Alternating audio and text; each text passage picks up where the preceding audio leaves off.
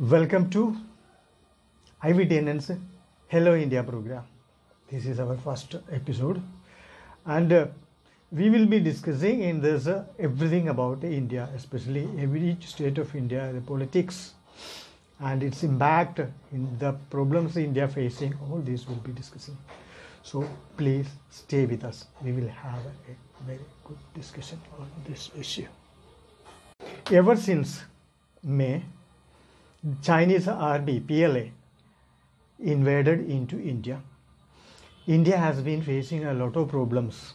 These problems are, first of all, we have to fight a war against China.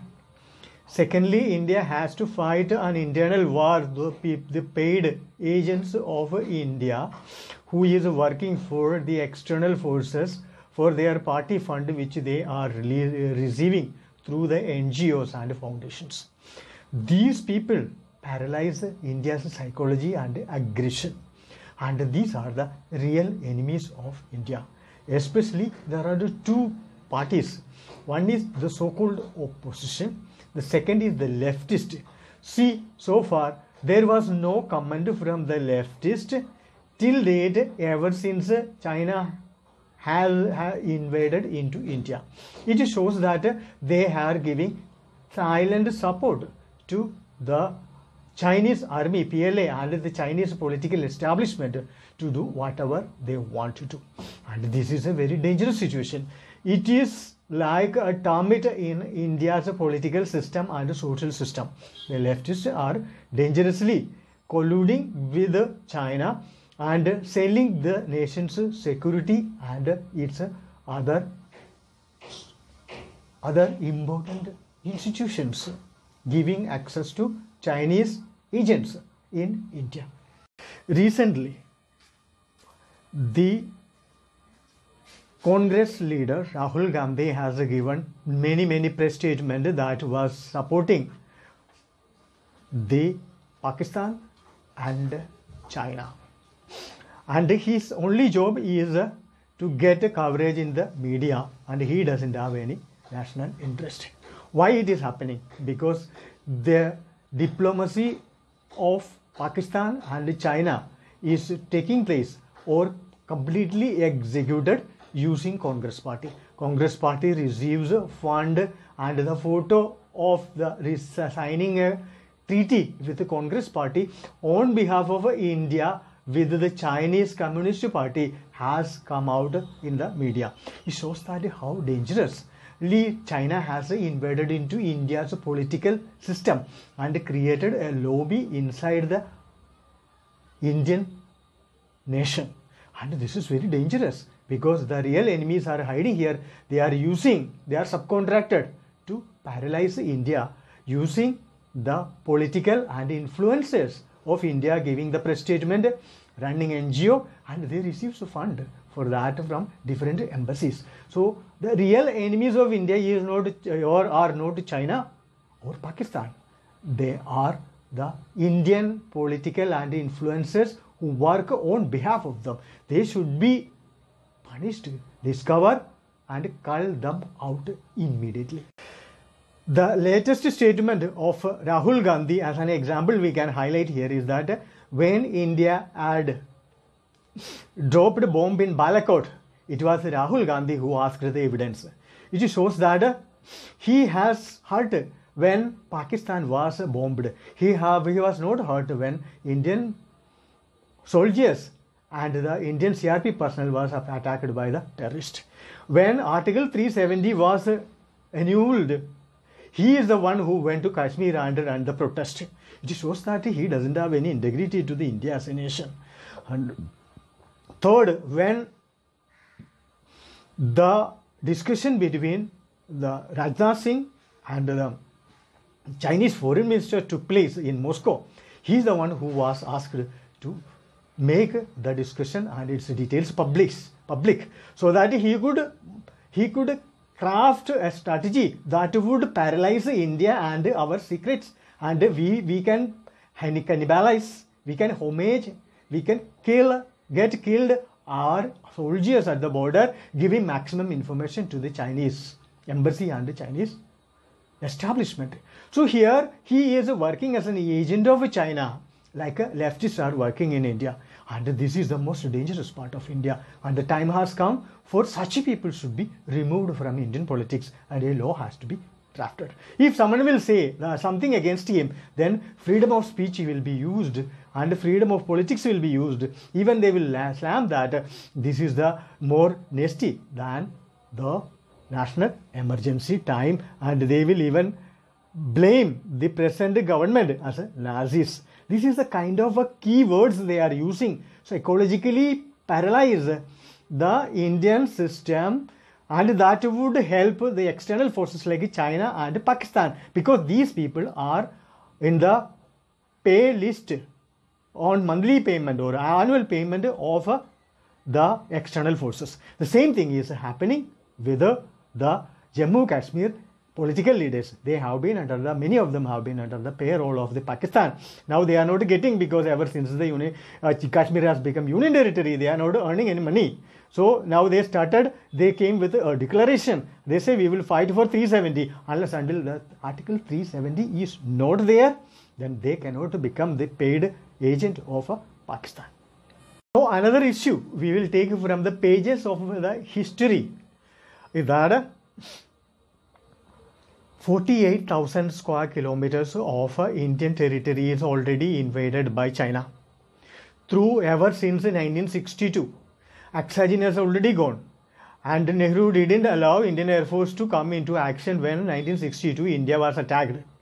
It was Nehru who had given the India's permanent seat was allowed to China to get the friendship of China. Unfortunately, after grabbing all these, China ditched Nehru, and because of that he had a heart attack and he died.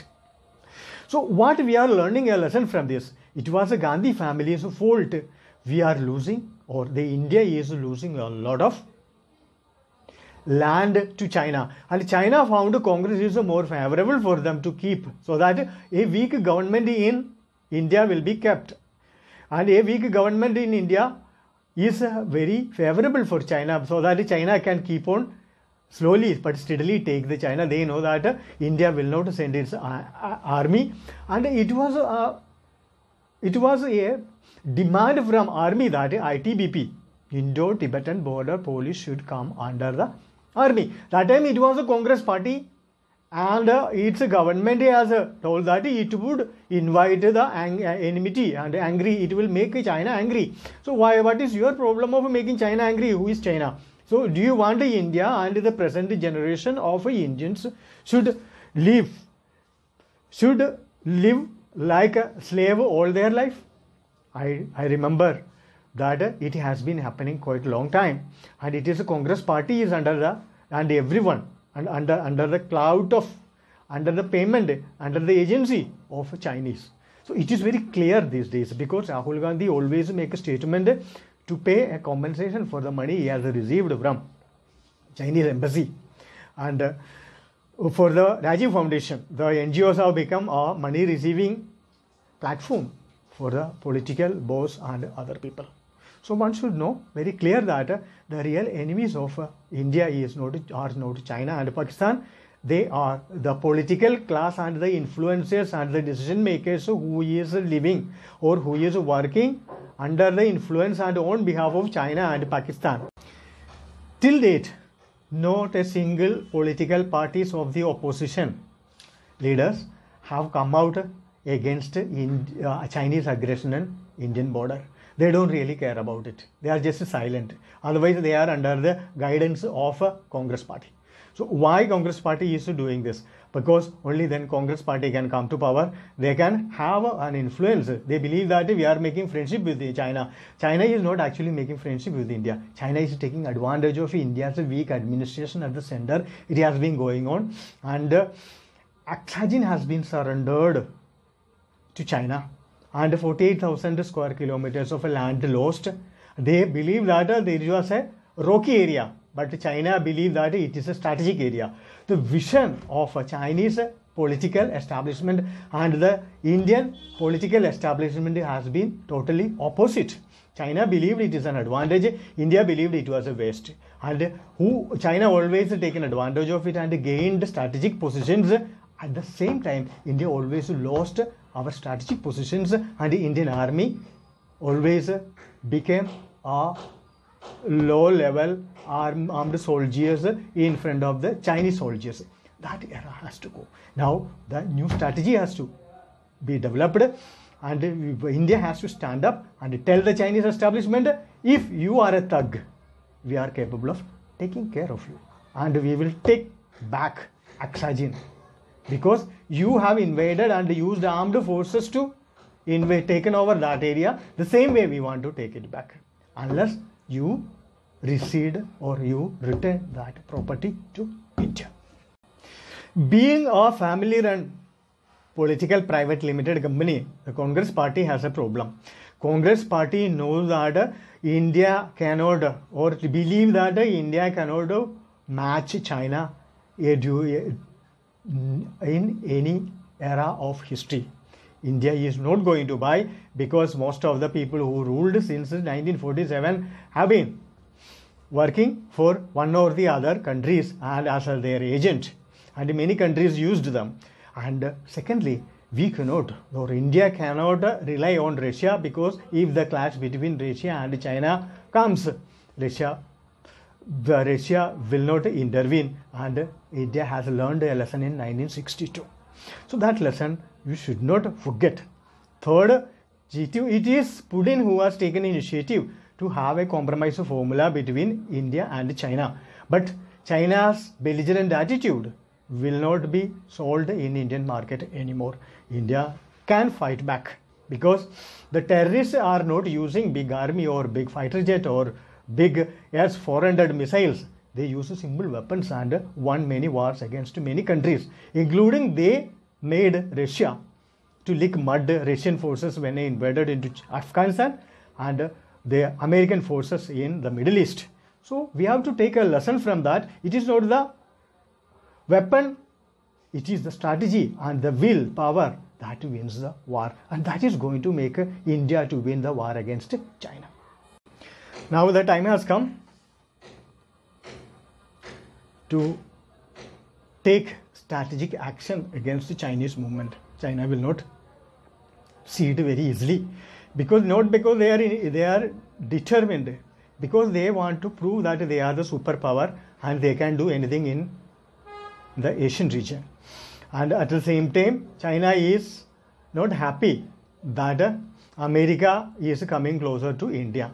America has to come closer to India because of the technology cooperation. American firms, American institutions are starving for money, and India has got money to pay them for the product, for the development, for the technology.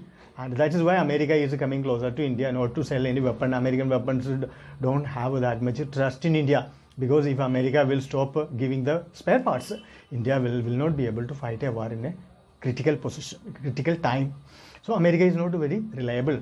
If tomorrow India will take another nuclear test, America will give sanction and stop giving any parts or any weapons to India. So India should be very careful to deal with America as well, not only the China.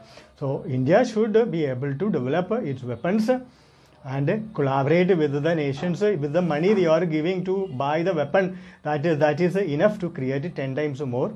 With 10 times more weapons you can develop in India, to produce in India, and you can even export. Now you say that 5 billion is our bill. No, you must have a 500 billion. That capability you have the manpower, you have technology, you have a big software system which no one has access to, and you can easily make the weapons. And once you have a weapon manufacturing system, no one will come and ask you. Now you have to beg, you have to buy weapon, you have to run for shopping, like women are shopping for lingerie. India is shopping weapons. When the war comes with China, India shop for third-rated weapons from across the world, like women are shopping lingerie. So that should go, and India should end it. India should develop everything internally. You have academicians, so you have a technician, you have engineers, you have knowledgeable people. The only thing is you have to give them fund and develop a laboratory. As the people come, do experiment, do innovate. do develop a weapon, a prototype, and we will fund you, you produce, and we will give you a big order, and we will test it, and we will buy it. They will come. The time has come for India to take back the Aksajin from China and half of Tibet. And when they come to negotiation table, only you have to talk about the Tibet, not about any part you have taken. All 48,000 square kilometers of territory India lost, Indian army is capable of taking back. If the political establishment has a guts and a spine, which they have been missing ever since 1962. In front of China, China believes that India is a frog, in front of China as a wolf. That has to go. If China is a wolf, India should act like a lion. Only then the time has come to tell the world that we are here to take anyone who come against us. Next is the war strategy. War strategy should not be border center. Or if you move all your assets into the border, it is very good to fight the war. At the same time, don't underestimate China. China can start with the war not at the border. China may start the war dropping bomb in Delhi, Bangalore and Bombay. And Indian Air Force should be very, very clear about it and capable of handling them. They will start the work. 99% chance that they will start the war bombing Delhi, Bombay refineries and Bangalore, the soft IT centers, so that they can paralyze India's entire IT system. So they are not foolish warriors, they are strategic warriors. So India should have a foresight of a 10 kilometer ahead of China. Only then you can win this war, otherwise you won't be able to win this war.